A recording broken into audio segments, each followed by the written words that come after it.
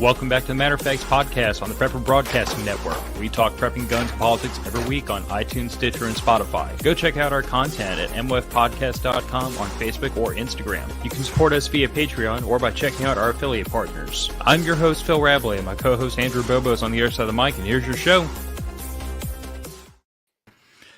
Welcome back to Matter of Facts podcast. Phil and Andrew back behind the mic. Funny thing about pre-recording is that from y'all's perspective, it's been a week since you heard from us, and from me and Andrew's perspective, it's been about 18 hours, I think. Yeah, we're trying to knock some shows out here. We got some stuff coming up, so yeah, get some pre-recorded done. Yeah, I mean, I definitely want us to get back to doing live shows when we're able, because the audience interaction is always a lot of fun, but sometimes life and adulting and responsibilities jump up, and in an effort to make sure that we don't leave the show hanging, we have to put in a little bit of grind ahead of time, pre-record some stuff, keep the ball rolling. Mm-hmm.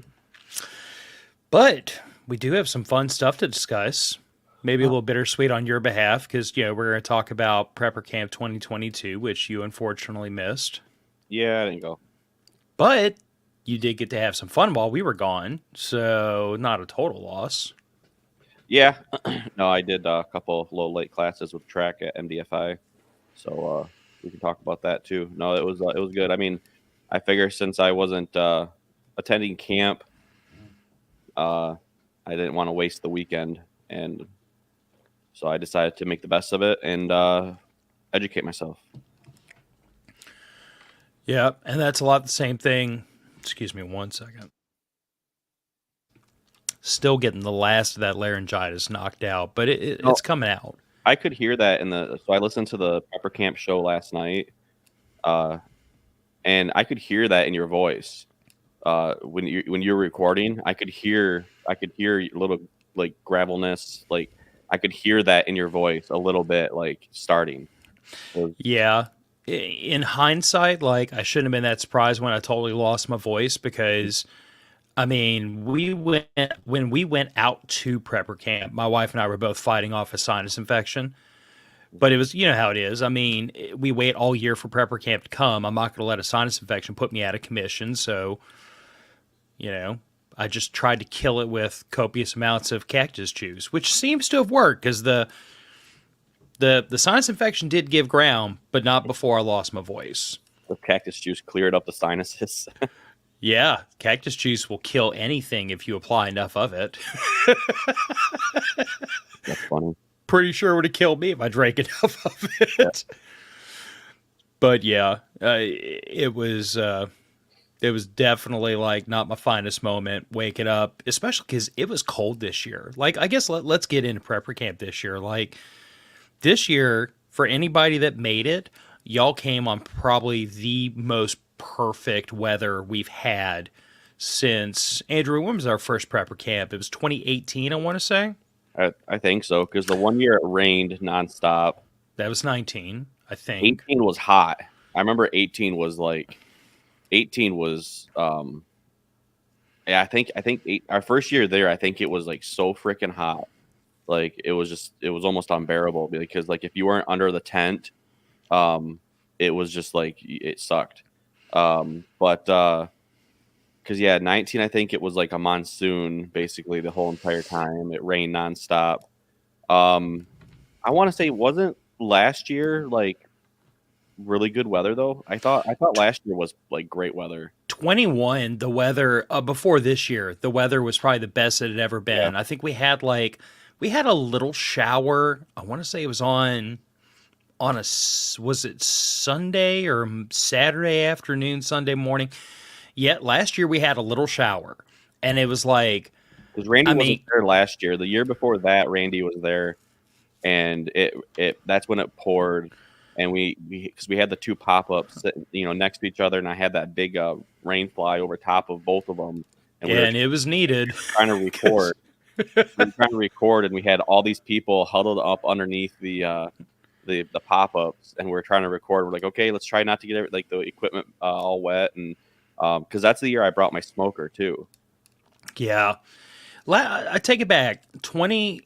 2020, it didn't rain the whole time. Hmm. It did rain for a lot of it. I want to say we had like a day and a half where the rain stopped and it was temperate. It was nice. It was beautiful weather. But no, 21 prior to this year, 2021 prepper camp definitely held the record for like perfect weather. Hmm. I don't remember there being any rain. If there was, there wasn't much.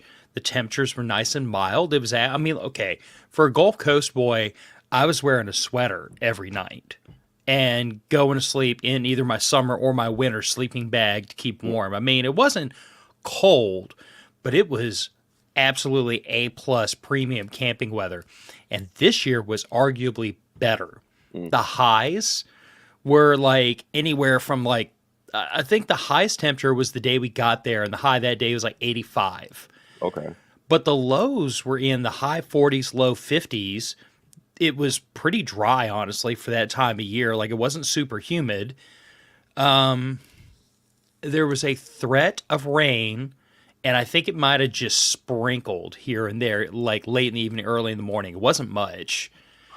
Like, it wasn't even enough to really, because you know how, like, the top of the hill where we camp, it gets muddy as hell if it rains. It wasn't even enough to get muddy. It was enough for, like, sprinkle, soak into the ground, and it was done. Mm. But the weather in the evening was, like, bordering on long sleeves or sweater weather. We'd go to bed, and, like, my wife was underneath two blankets. My daughter and I were in sleeping bags. It was beautiful camping weather, and it was sunny and temperate during the day. And I mean, I can't say enough. Like, if you made it out to prepper camp this year, you got the absolute best weather I've seen at prepper camp in 5 years. It was beautiful. And it was interesting to me that, like, because, like, you remember we've been talking about how the vibe of prepper camp's been changing every year. Hmm. It's been getting more and more away from people who are very obviously in the lifestyle and more towards, I call them normies, which is just my term. And it's not pejorative. It's just, you are not the crazy prepper in the bunker. You look like you came here from a PTA meeting or from an HOA meeting. They're normal people. And I've seen more and more of those. And this year was more of that.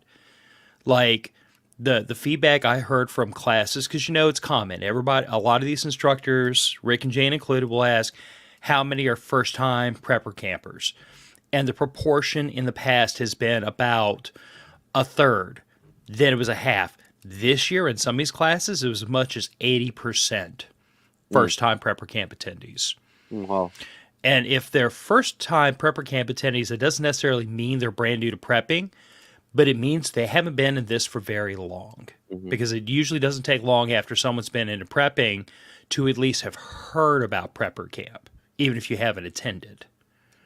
Yeah, I mean that, and I mean I'm surprised with the turnout because like I saw some photos from, I'm assuming Rick or Jane put them on Instagram on the prepper camp page, but they took a photo of well, then even listening to the show last night, you guys were talking about the parking lot and how full it was, and it's just interesting because with the economy, gas prices, all that stuff, it's crazy how it didn't stop people from going out. Like it didn't stop people from trying to learn and how to be self-reliant. It since you brought up the parking lot, the parking area normally ends about when you start to get up that grade towards the hill, right? Yeah. It didn't. It ended at the road. Jeez. So there were people parked on the side of that hill on like a 20-degree grade.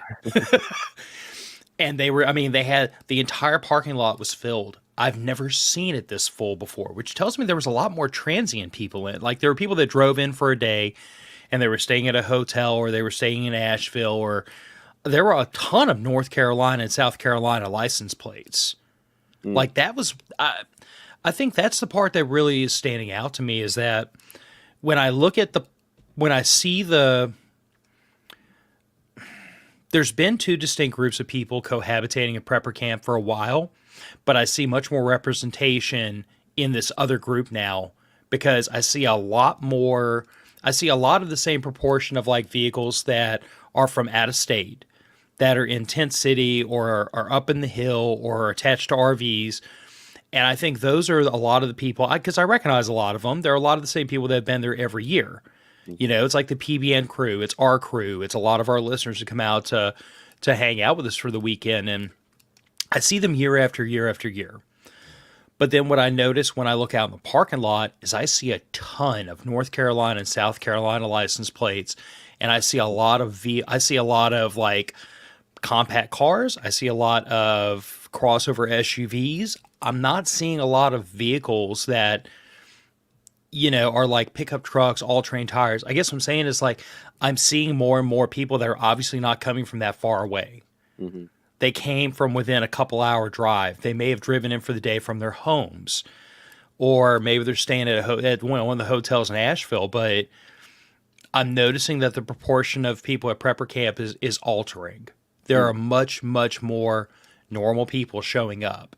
And interestingly enough, they're integrating with the crew that's been there at prepper camp for years very well because, you know, even though there's an enormous disparity and gap in the knowledge level, the interest is there. These are people who are more than happy to soak up any information in the home defense, self defense arena, in the trauma first aid arena, in the solar and off grid and homesteading arena.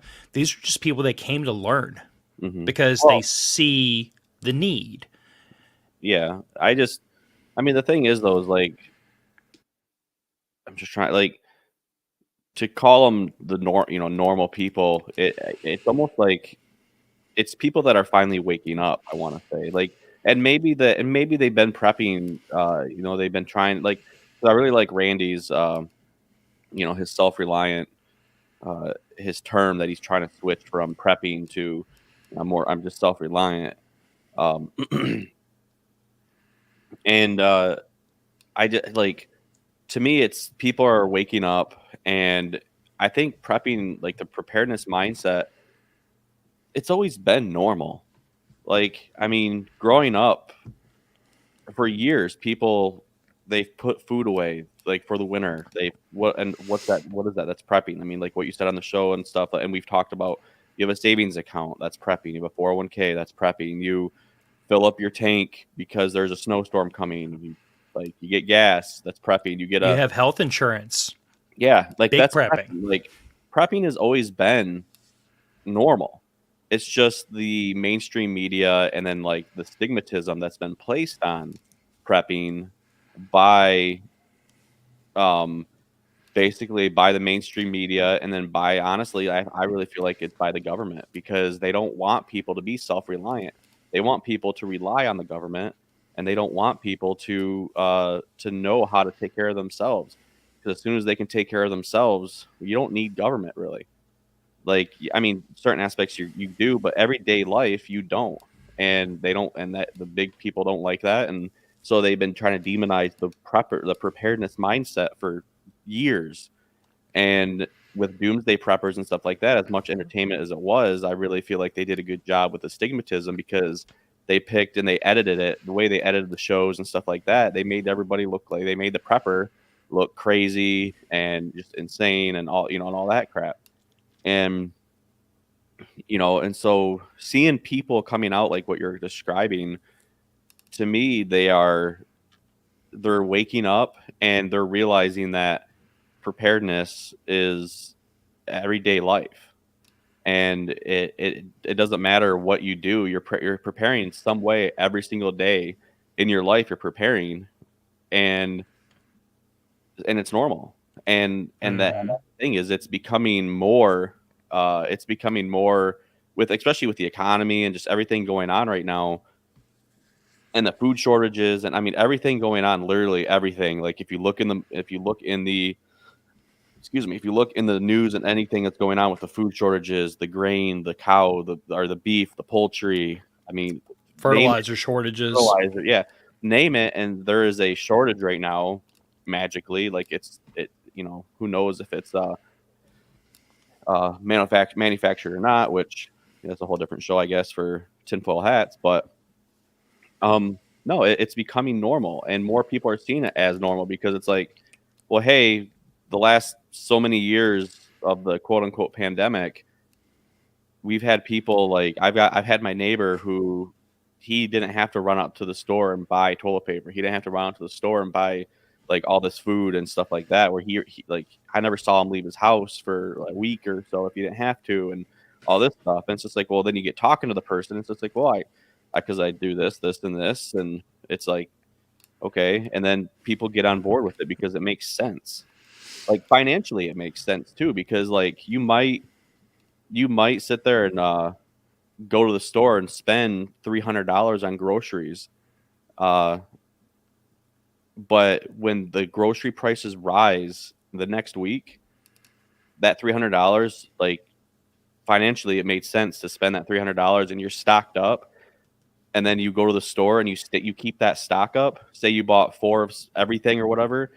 Once you get down to 2, you go to the store and you buy 2 more of each one. And your price, because the price of inflation and everything like that, your grocery bill might still be the same, about the same price, unfortunately, but you still have that staple of food. Well, and let me lead you into something that I do that's not related to food, but it's in the same vein. Like, for a lot of years, I've made the habit of always having enough stuff sitting on my shelf to do an oil change on my wife's Jeep or my truck at will at any time. I did, like, when I was younger, bad habits. I used to, when I knew I had to do an oil change, I'd go to the store, I'd buy the stuff, and that worked out just fine for a lot of years. But right around the time COVID started happening, and they were talking about lockdowns and everything else, and I kind of foresaw some supply chain shock as a result of that, because how could you not have it? So I started loading up on Mobil 1 full synthetic and oil filters. Now, I didn't go out and buy like enough to change my oil in perpetuity for the next 10 years or anything crazy, but I always made sure I had enough to do 1 or 2 oil changes sitting on the shelf. Mm-hmm. And the reason for that was because this is where like the me version of prepping and I don't want to call him the tinfoil hat or the crazy bunker prepper, but like this is where I can talk a person into prepping, but then somebody else might lose them. Because if I say, hey, I've run into situations where I've gone to the store and they haven't had the oil I needed to change the oil in my truck. Like, they might not have had the brand I wanted, or it may not have been the blend I wanted, or they may not have had the viscosity I needed. And in an effort to make sure I don't have to push that oil change, because let's face it, trucks are expensive, especially Toyota trucks, and pushing an oil change interval is the single best way to screw your engine up long term. If the manufacturer recommends change oil every 5,000 miles, you start doing it every 6,000 miles, sooner or later that's going to come home to roost, and it's not going to be a happy day when it does. Because having to freaking have major engine work done because you clogged up a freaking, variable valve timing system is a royal pain in the behind. So I always tell people, I'm like, I have the stuff I need so that at the moment I decide I want to change my oil, I have the stuff I need. And then I have 5,000 miles to replace it. Mm-hmm. Right. I have 5,000 miles to go find another oil filter, to go find the oil I need.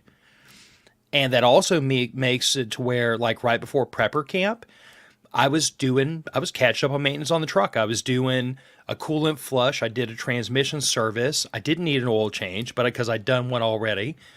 There was something else. Oh, air filter, cabin air filter. Guess what? I had all that stuff sitting in the garage. I'd been collecting it because I knew these things were coming up and were going to be needed. So when the time came to pull the trigger and say this maintenance needs to get done right now because I'm about to drive 1,300 miles round trip with my family and I don't want to have any problems, I had gallons of transmission fluid and gallons of coolant sitting in the garage ready to go. Now, if I tell you the world's going to end tomorrow, so you need like 100 gallons of fuel so that you can continue to run your truck when nobody else can get gas, that sounds a little tiny bit, on the crazy side of prepping, and it's hard to get people to follow along. But when you tell them, hey, I've literally gone to the store and not been able to get the oil filter I needed, so it makes sense to have an extra one on the shelf and have the oil. Mm-hmm. That's common sense prepping. So it's one of those things where it's like I'm always careful not to disparage the person who wants to take prepping to 11. I just try to point out that we're not going to get the majority of people to go to 11 because they see what you and I are doing as going to 11. So we got to kind of Well, like meet them where they are and say, guys, the goal, the goal of this show and the goal of prepper camp and the goal of a lot of these efforts has never been to get everyone to live off grid in a mud hut and live off the land. That's not feasible. We're never going to get everybody to do that. But the goal has always been to get people to be more self-reliant than they were before. So you meet them where they are and you try to give them a use case that fits their life and show them that if you do this, you're better off. well, the average person though, they can't sit there and like if they look at the preparedness, the mindset, and if they're trying to get into it, say you got somebody that's trying to get into it, and we've heard this before, is the how do I get into it? I can't afford to go spend $3,000 on a 3-month supply of food, or hey, this person has 100 gallons of fuel stocked up, and someone sees that and they're like, okay, well, I can't do that. But then they look at you, and they say, okay, well, he buys enough oil for 2 oil changes, so he stays at least he at least has a oil change in reserve, or 2 oil changes in reserve. Okay, you know what? I can do that. And then so that gets them, okay, I can do that. So they go and they do that. Or they go to the store and, okay, you know what? Instead of buying 2 cans of soup, I'm going to buy 4. Or 2 cans of vegetables, I'm going to buy a flat, because I can, I'll buy a flat this week. Next week, I'll buy another flat of something else. And then, and they keep, and because I mean, if you go to, especially if you go to a good store, like not something like not even like a major, like a Walmart or something like that, even though Walmart can be pretty cheap. But if you go to like some of these dollar stores, or like the Save-A-Lots here in Michigan and stuff like that, you could, I mean, I bought flats of beans and stuff like that, and I'm finally like, I think I bought, oh man, I think I bought, it's been a year, almost just about a year and a half, I want to say. I bought like a couple flats of beans and all kinds of stuff to like just throw in, like beans and rice, chili, whatever. And I finally am running out. Like I'm finally down to where like I need to go and actually go buy another couple flats. And it's been almost a year and a half. Like, Mm-hmm. and it lasted because I don't eat beans every freaking day. But when I do make a meal, I mean, I throw quite a few cans in, but that's what's funny is like I have enough to where I'm like I haven't bought beans in a year and a half. Yeah, but what you were saying earlier about how people they look at I can't afford $3,000 to get prepped today, and I think that's kind of I think that in some ways is almost like a failure of proponents of prepping is that for a lot of years, we as a community allowed people who sold this all or nothing. You do this or you're not. You can't prep. We've allowed people to kind of sell that to the normies. You know what I'm saying? Like we never pulled back and said, "Hold on a second. If you can't afford 6 months of emergency food right here, right now, today, that doesn't mean you don't prep. It just means you scale down and you build up over time." You know what I'm saying? Like prepping was never an all or nothing thing, and it never should have been allowed to be portrayed that. But I feel like a lot because doomsday preppers, because you see people who let's call it what it is. They're getting checks from Discovery Channel. Most of them have been prepping for a long time, so they already had things built up and amassed. But when the average person sees that, they say, "I can't do that," and it's like, well, of course not. They've been doing that for 10 or 15 years. I mean, we know people who've been prepping for that. I don't want to put them on blast, but like we know a lot of people that have been prepping for 10, 15, 20 years. Their preps blow yours and mine out of the water. Hmm. But when you've been doing something for 10 or 50 or 20 years, it should blow somebody out of the water who's only been prepping in earnest for about 6 years. But that's where prepper camp is nice, because you can go there and there's these classes, and I mean they have all kinds of classes. I mean, all like, yeah, they have all kinds of classes, but a lot of the classes they do have, some of them are centered around, okay, well, you can start by doing this. Mm-hmm. And I guarantee you, all of these people who are doing these, who are hosting these classes or putting these classes on or whatever, or teaching them rather, they started somewhere, and now this is where they're at. After maybe it's a year, but they've dove headfirst, 100% in, and this is where they're at now. And so that's what's nice about prepper camp, because you're seeing people like you, and hey, I want to be like that. I want to get to that point. I mean, I would love to get to the point of Rick and Jane, like homestead, off grid. I mean, their setup is amazing. It's gorgeous. And do you think Rick just snapped his fingers and they got it all at once? No, he built it up over how many years they've been doing it. They've built it up and they've Well, worked on it, and he's perfected that. but another thing to remember is that, Rick and Jane, they started this homestead when they were already kind of on the back half of their lives. You know what I'm saying? Like they'd spent a substantial amount of time saving and working and so on and so forth to put themselves. What I understand of their backstory is they were really doing like the traditional. I live in suburbia. I work in corporate America. They were pumping up 401ks to retire, and then plans changed. But the point is, like Rick and Jane, yes, where they're at today is amazing. But that was a ton of that was years of hard work to save the money, and then more years of hard work to build it. Mm-hmm. So, I mean, I guess my message to everybody is like, don't you dare look at them or anybody else and say, I can't do that. Because the answer is yes, you can. You may not do it the same way. You may not do it to the same level. It might take years to get there. But you can do what everybody else is doing. You just have to figure out how to make it work with your lifestyle. Because the one thing I heard over and over and over from people I talked to at prepper camp was they felt like they had found their people. They were meeting other preppers. I talked to a gentleman who has literally hidden. He was there with his son, who was about Piper's age, if I had to lay a guess. But he literally hidden from his coworkers, his friends, his family, I think, most of them, the fact that he was a prepper because of the connotation and the stigma involved in it. He works in an extremely, very progressive, liberal workplace in a very progressive, liberal industry. And just the idea that he was like go and hang out with the crazy preppers could have made things difficult for him work wise. And I can only imagine like how like I also work in a very progressive environment, but I just have the personality where I don't care. Like I'm not here to be liked, I'm here to make money. But I can just imagine like how lonely that was for him for all that time to not to have to hide such a substantial thing he was feeling. And he told me that when he came out to prepper camp, he met his people. Mm-hmm. He met other people.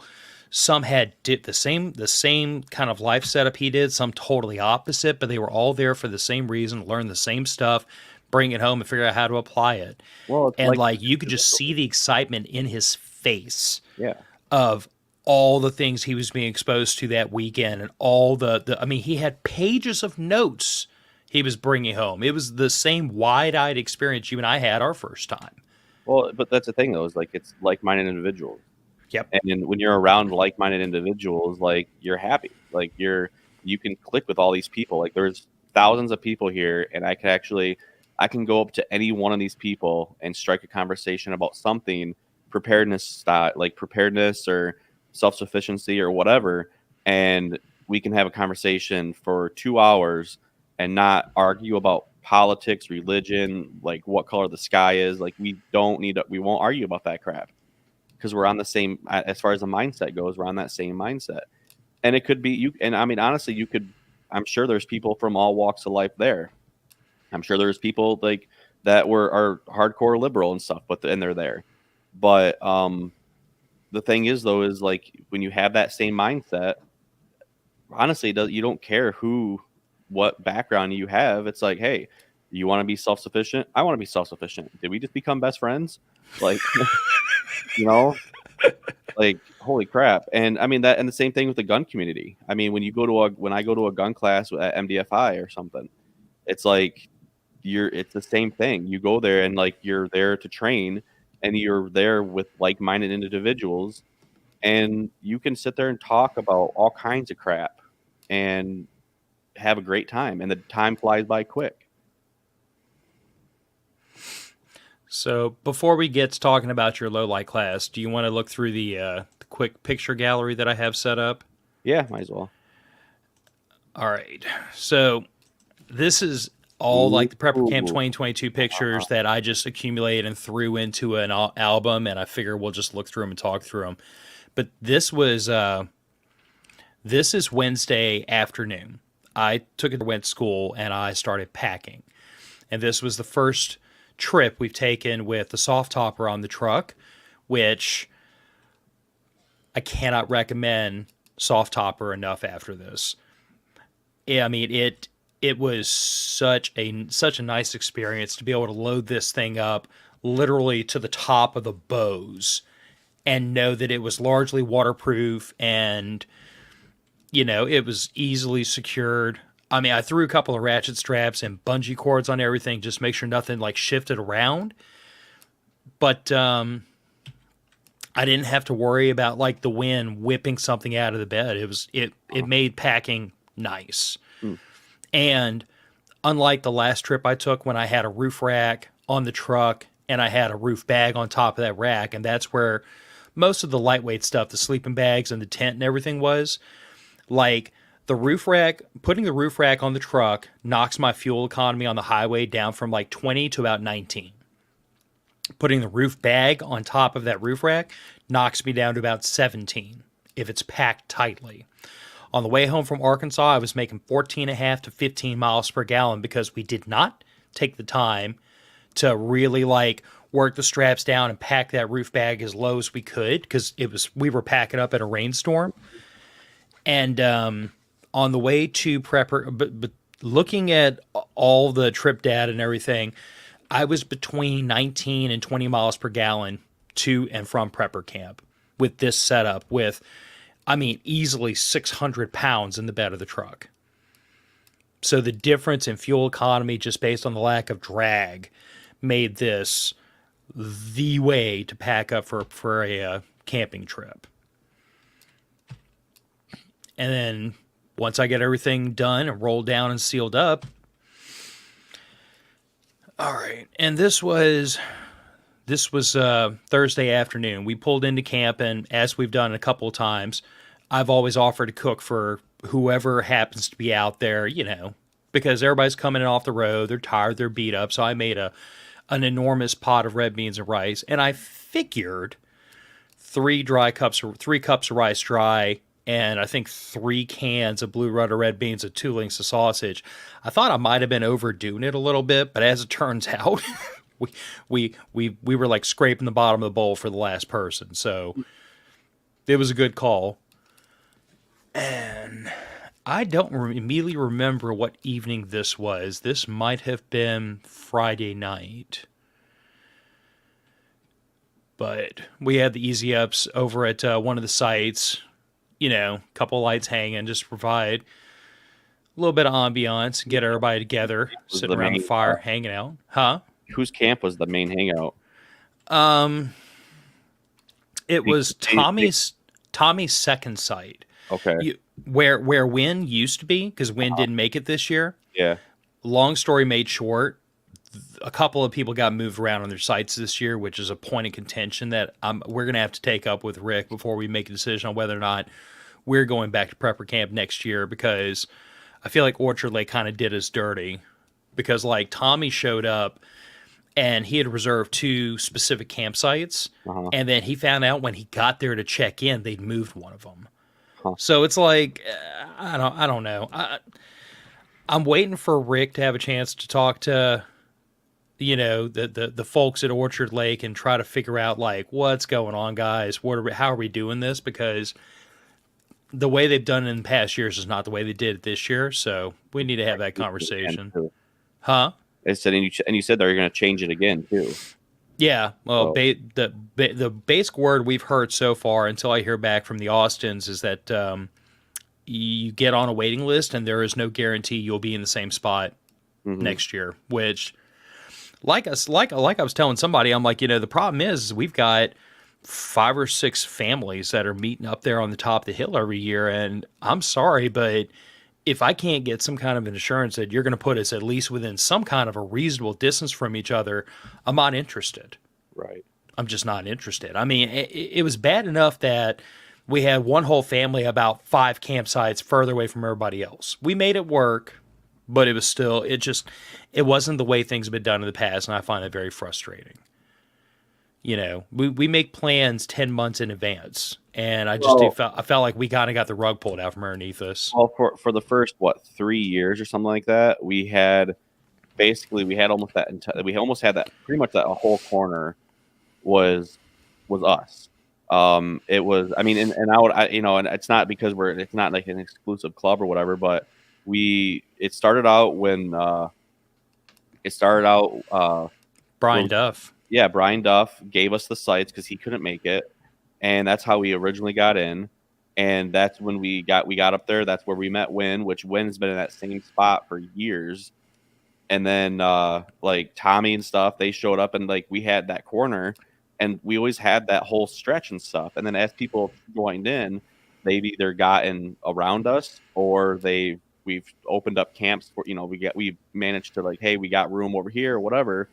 And we've always made it work to where we've expanded our little community over the last 5 years or so, and made it, and it's been fun. It's like, and that's what prepper camp is all about. Like, and so for Orchard Lake to for last year completely change things around, and they completely split us up this time.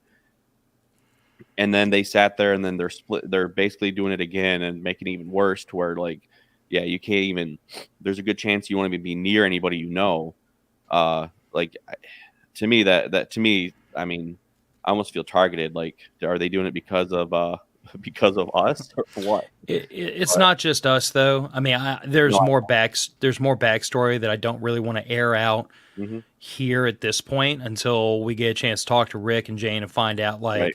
from the horse's mouth what's really going on. But I don't think this is being aimed directly at us. I think that we're kind of in the way of something that Orchard Lake was already trying to do. Mm.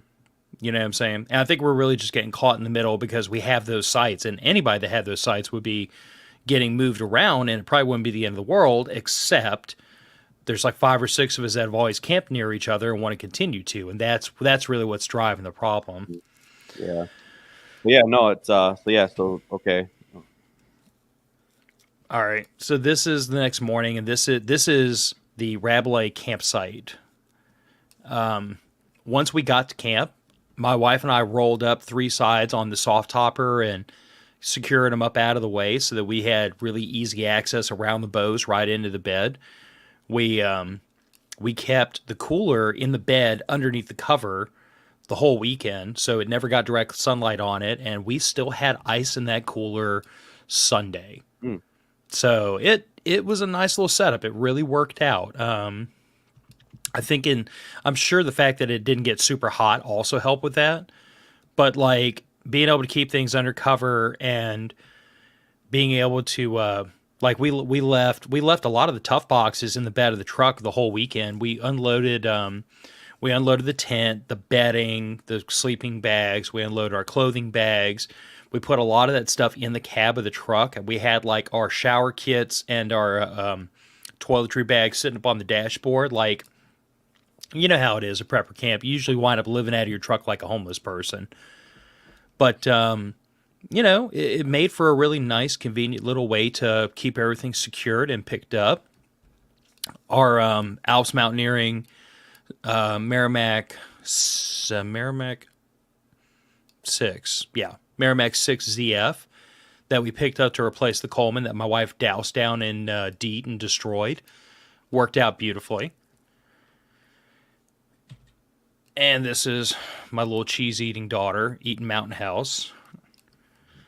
Oddly enough, I asked my ladies, do you want me to bring like some sausage, some eggs? Do you want me to bring pancakes? Like, I pretty much told them, I'm like, this is y'all's prepper camp this year. I'm here to facilitate. I'm here to cook for y'all. I'm here to give y'all the experience. what do y'all want? And both of them were just like, oh, just bring Mountain House for breakfast every morning. And I was like, so you have a person who's willing to make eggs and sausage and bacon and pancakes on demand, and all y'all want is biscuits and gravy every morning? Okay. So I brought a big old bag of Mountain House, and my wife and daughter split a biscuits and gravy for breakfast every morning, and I ate one myself, and that was that. Oh, Well, Joel for Canine. yes, Joel from Fortress Canine, who wants to reconnect and catch up. Yeah. I have a couple of videos of his fur missiles in action, which I think he had a Belgian Mal and a Dutch Shepherd and a German Shepherd, and his wife said she hates this part of the job when she has to watch a dog kick the living hell out of her husband. But Joel said, I'm pretty sure when she's mad at me, this is therapeutic for her. So, this is the Fortress Canine protection dog demonstration to kind of show what these dogs are trained to do and how they're trained to, when they see that other hand coming down for a strike, they're trained to release and grab hold of the arm that the person's trying to use to strike.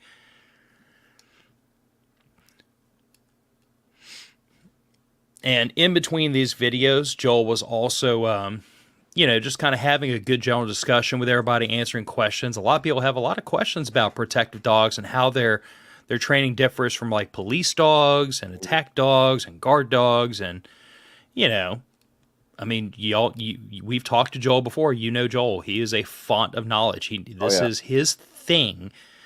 And like I've pointed out to a lot of people, I'm like, bear in mind that, yes, every one of those dogs has a price tag on it. This is how he supports his family, makes his living.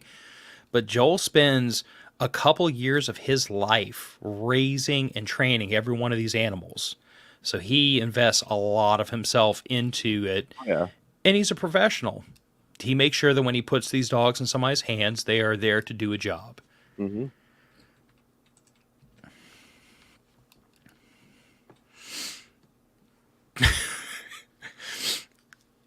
And what you can't see is underneath that jacket, he has a pair of hard forearm guards because he's gotten his forearms. The teeth went through that jacket. Oh yes, they will. So yeah, I because on if you follow him on Instagram, he'll post every once in a while. He'll post when he gets when a bite goes through, and he gets some gnarly punctures. Yep, those are the forearm guards I was referring to. And just a picture of him about to get his butt handed to him.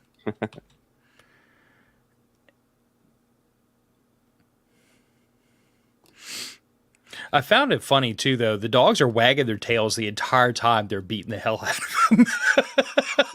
Like, the dogs are not angry. And that was something he pointed out. He said, these dogs are not angry. They're doing a job. They're excited they get to do their job. And I don't think I caught it on video, but like right after one of these, he like took the jacket off and he approached the dog, very slowly and gently, so there was no sign of aggression, and like loved on the dog, and the dog was just totally chill. It's just no, it's crazy that the dogs know like when to act and when not to. It's crazy. Yeah, and Joel actually said he spends a lot of his training time like interacting with the dogs in a non-threatening manner. So he teaches the dogs you don't target unless there's aggression. Mm-hmm. And then he'll be very, non-aggressive, suddenly inject aggression and the dog reacts. Mm-hmm. And that's the goal, is for if a person is aggressive towards the dog's handler, the dog intervenes. Mm-hmm. And if a person is just like shaking their hand, the dog understands there's no aggression here. So I'm not going to, bite the person's arm off. Right. But I mean, it's his methodology and training and everything is something I definitely love to talk to him about on the show again, because from what I've talked to him about it, he has a very, very in-depth, well thought out training regimen. And it certainly works, because I mean, These dogs are not there, not aggressive to people that are walking by a prepper camp. They are not, they're not lunging at people. They're normal dogs. They just have a switch, and when it flips, they go to work. Mm-hmm. And this was the group photo we took. I think this was Sunday afternoon because like we all faces. Huh? So you didn't black out the faces. Witness protection, man. Yeah, nobody requested it. And this is the PBN crew Sunday. So this is the Hathaways, the Bufords, James, Jordan, and myself. And we had almost the entire Prepper Broadcast Network crew in attendance. There were a couple missing that I can't immediately remember their names, but we had a pretty good contingency. And then, of course, we have Toolman Tim, and then the photographer bombed into it right here wearing the Dallas Cowboy shirts. I'm not going to put him on blast. And there's Chin in the background, and me covered up by the world's shortest prepper, Dave. But it was a good time, man. I mean, and then here's some more that somebody else took, Rick, and I'm not sure where I wasn't here. I think this might have been that was probably the tinfoil hat stuff. I think this was the tinfoil.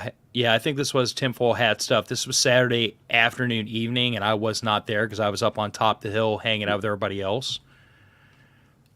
Oh, this is Friday afternoon, so these got a little bit out of sync apparently. But this is from the PBN Roundtable, which if I'm not going to post this audio on the Matter of Facts feed, but if you go to Prepper Broadcast Network, and I actually dropped a link on our Facebook page and the Facebook group to it, but you can listen to this. It's about an hour-long show. All the PBN hosts got together and talked about the Prepper Camp experience. That's on Prepper Broadcast Network's feed. And it was a good time. I mean, I don't honestly remember what exactly we talked about because that was at the end of Friday and it was already a whirlwind day. But, I mean, it was a lot of the same things we're talking about for Prepper Camp. The experience and the camaraderie and the knowledge and the classes and the mix of new preppers to old hand preppers who were coming into this.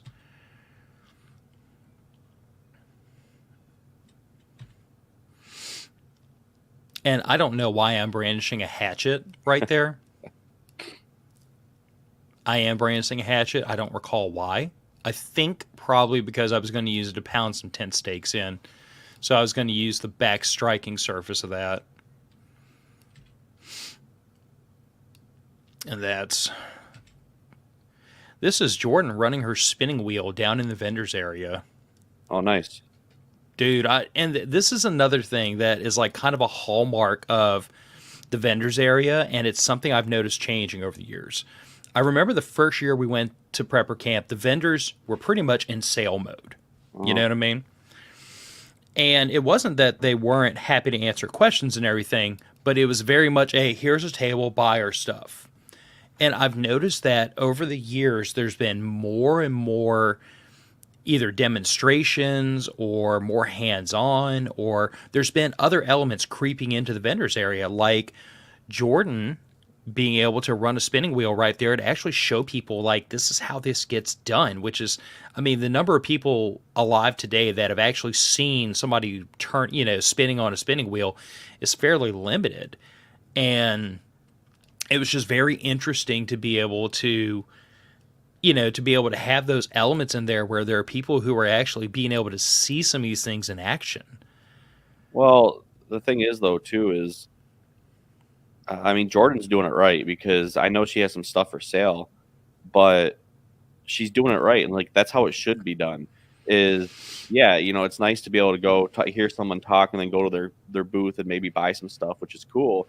But I really like the way she does it because she does her class and she teaches. And then she goes and she actually does it, and people can go and watch her. And that is like the best way to do it in education. And then on top of that, people are looking at it and they're seeing how it's done, and then they're like, oh, okay. Well, then they see she has the stuff for sale, and so they want to buy it because it's being demoed right there. And so and so she makes possible sales, but she's doing. I mean, yeah, vendor area is nice, but at the end of the day, it's nice to be able to go back to the booth and this is what they're talking about, because they only get 45 minutes to discuss it. This is what they're talking about. This is how they're doing it. Okay, that makes more sense. Mm-hmm. So, and I don't know how much of this y'all can see, but my understanding is that the majority, if not all, of the things that she had for sale is all things that she's personally made. mm-hmm. So I mean, like my daughter was trying on something and it wasn't exactly what she was looking for. And Jordan basically told my wife, like, send me her dimensions, let me know what color she wants, and I will like knit it for her. And it's just, I like Jordan is one of a large handful of prepper camp presenters and vendors who they absolutely practice what they preach. Like the things they talk about in class, she does all the time on the regular. It's just, but again, I mean, when I walked by, I was like, I've never seen a spinning wheel outside of a Disney cartoon. That's actually kind of cool just to see it. And here is another podcaster muscling in on our action, Andrew. I feel like we're going to have to kind of take this up a notch. So the It's Doomsday podcast was in the vendors area. I talked to the host. He invited me to come on and talk for about an hour. And he was trying with some difficulty to live stream from the vendors area. Oh.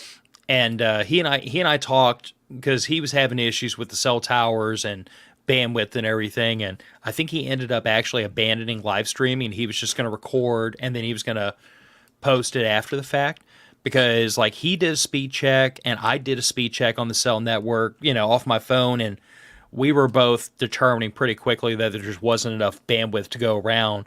But he said he had tried it about a week prior. He'd come to Orchard Lake and brought his little dot hotspot, and he was pulling enough bandwidth up and down to be able to live stream, and he tried his whole setup and it was able to work.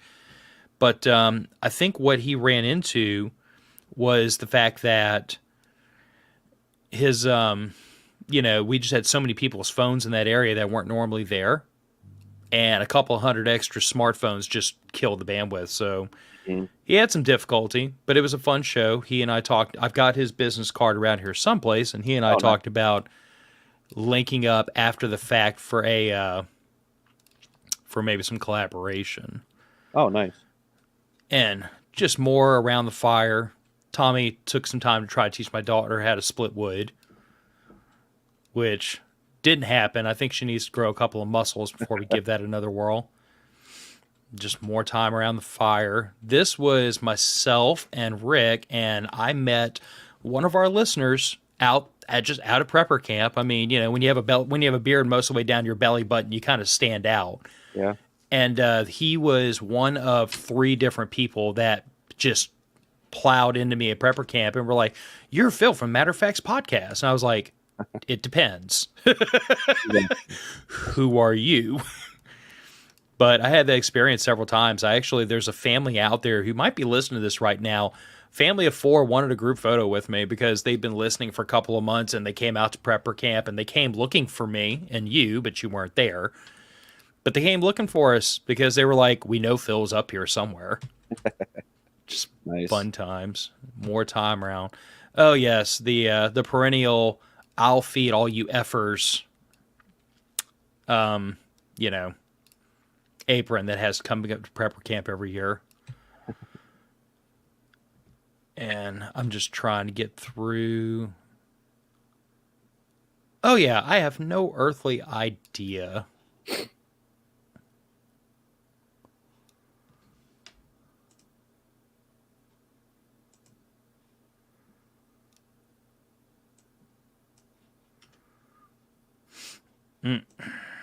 You know what I bet the problem is?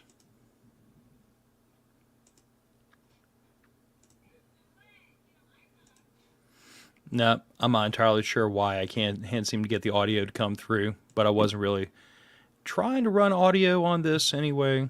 And there's the Rabalais family. I am going to say that when my wife is feeling up to it, we are definitely going to have to get her on the show to talk about her perspective as a first timer. Oh yeah. This is just on the drive in, Hmm. which you've been there enough times to know, like you're way up in the mountains in the middle of nowhere.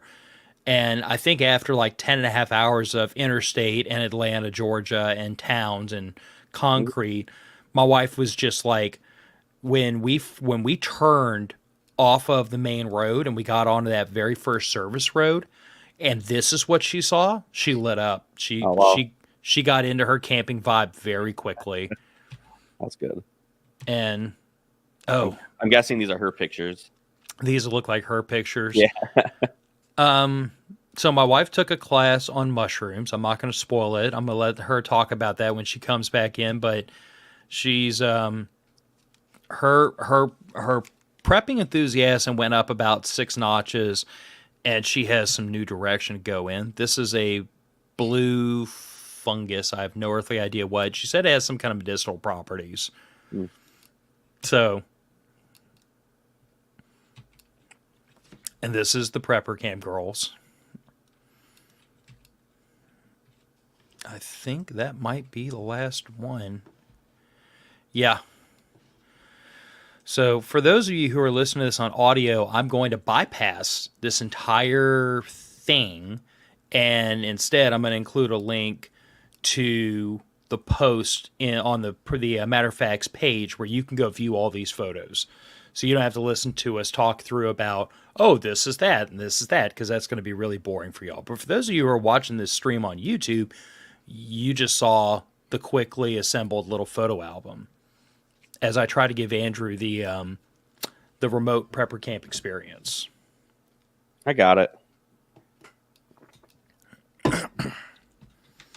So, do we have enough time to talk about your low light class, or do we shelve that for another episode? Unfortunately, we're going to have to shelve it. I got to go work calls. But no, I mean, I'll give it a little teaser because honestly, it'd be fun to have Trek on because I know he wants to come on and talk about low light application too. But if you have not taken a low light class, do it. It'll change your world. It'll completely change your mind. It'll change your perspective on certain things. I completely rethought like my rifle setup that I have. I completely rethought my setup as far as light goes and all that stuff. Pressure switches and all kinds of stuff. If you don't have the rail space and yeah, I no longer have tape switches on my rifle.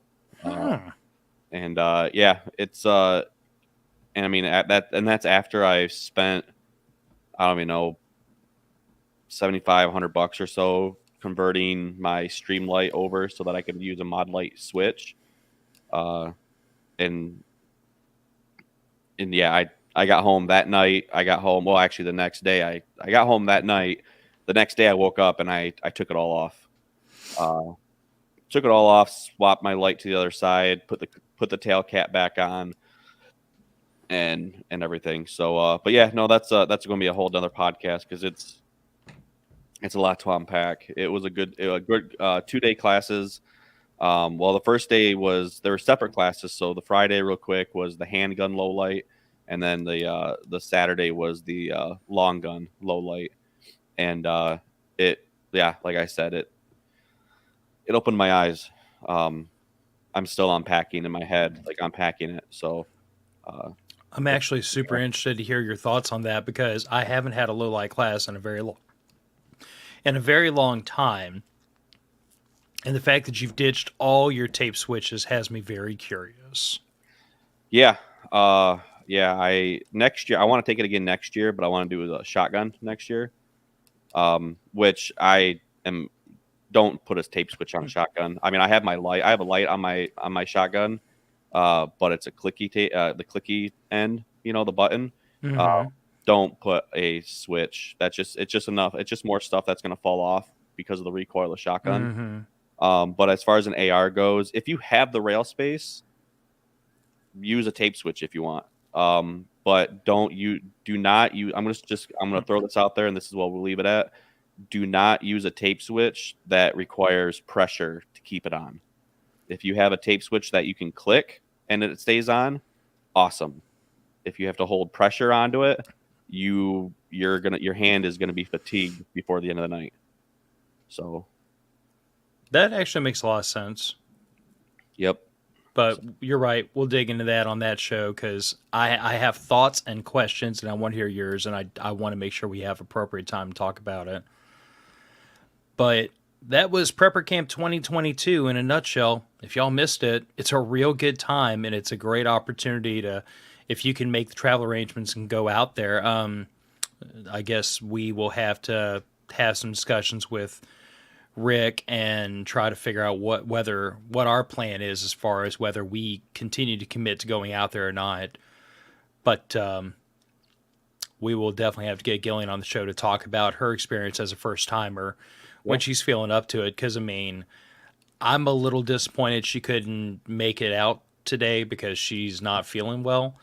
But that's okay. She came back from prepper camp, turned up to 11. Mm-hmm. I've never seen her this excited about prepping ever. It's always been kind of like, I know you need to do it. It's kind of a chore. It's kind of a drag.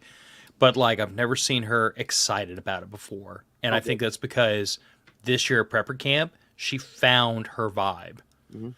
She found her area of interest, which is totally different from mine.